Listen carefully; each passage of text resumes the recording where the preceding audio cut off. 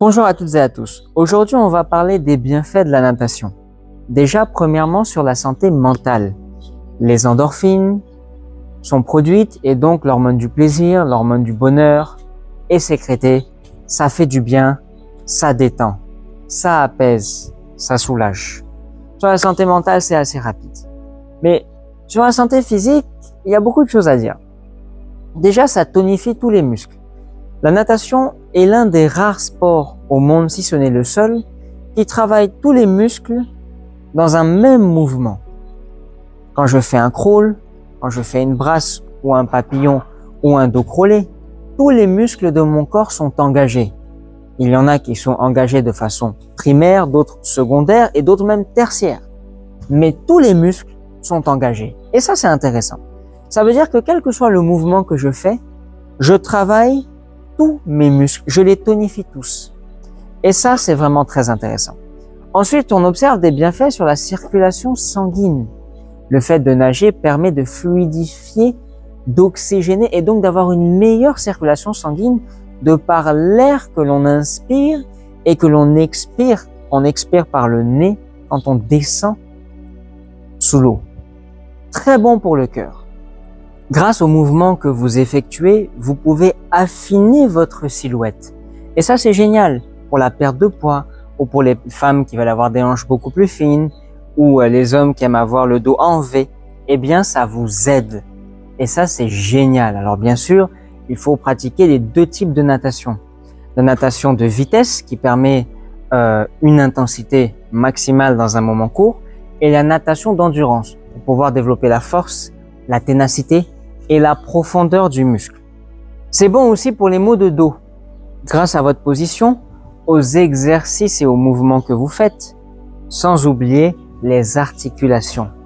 La natation est le seul sport qui muscle le corps sans faire de dégâts aux articulations. Et ça, c'est génial.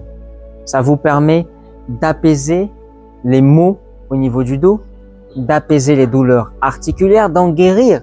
Bien sûr, il faut toujours une bonne alimentation à côté, vous me connaissez. Tout en musclant l'intégralité du corps, tout en faisant du bien au sang, au cœur et à tous les organes. C'est le sport roi, c'est la natation. Alors, il ne faut pas la pratiquer avec intensité, avec excès et sans modération, c'est-à-dire 3-4 heures par jour sans repos. Bien sûr que non.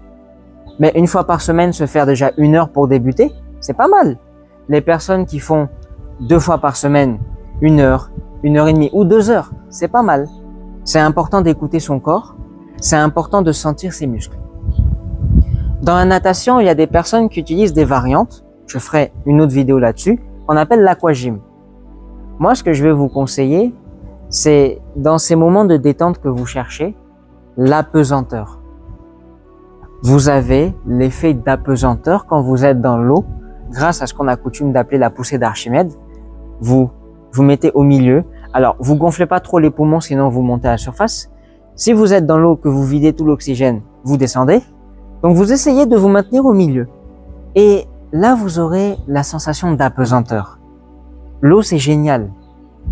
La natation, c'est génial. Parce que vous pouvez sentir cette sensation d'apesanteur quand vous êtes dans l'eau, quand vous rentrez, dans un but de détente, tout en n'oubliant pas de nager en profondeur aussi. Il y a des personnes qui font la brasse et le crawl et le dos crawlé et le papillon au-dessus. C'est très bien. Mais quand vous descendez en piqué comme ça, que vous nagez, que vous nagez, que vous nagez, la résistance est tout aussi forte et tout aussi importante. Amusez-vous, prenez du plaisir, musclez-vous. N'oubliez pas, le sport, c'est la vie. Et je vous dis ciao.